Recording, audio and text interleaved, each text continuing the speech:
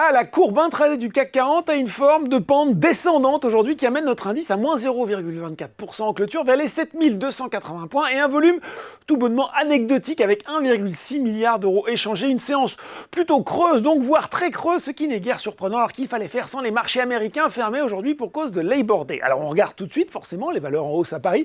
Eh bien c'est Eramet qui repart de l'avant sur le SBF 120 vendredi. Le titre du producteur de nickel et de manganèse avait été pénalisé par Alpha Value qui avait abaissé sa recommandation de accumuler à alléger à cause du risque géopolitique avec un objectif de cours réduit de 76,50 € à 68,90 €.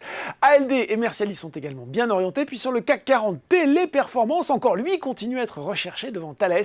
Jefferies a relevé son conseil sur le groupe d'électronique et de défense de conserver à achat avec un objectif de cours relevé de 140 à 160 €. Le bureau d'études américain qui explique que le groupe français présente un profil désormais plus attractif après la réalisation de deux acquisitions qui vont lui permettre d'accélérer sa croissance. Et puis les biotech continuent à animer le SRD, Ose Immuno, Valerio Therapeutics et Nanobiotics qui gagnent respectivement plus de 14, 6 et 4%. Du côté des valeurs en baisse, eh bien décidément, en ce moment pour Casino, c'est la couleur rouge qui domine. Quatrième séance de repli et une chute de 14,2% rien qu'aujourd'hui. Un titre qui se rapproche de son plus bas à 2,31 €.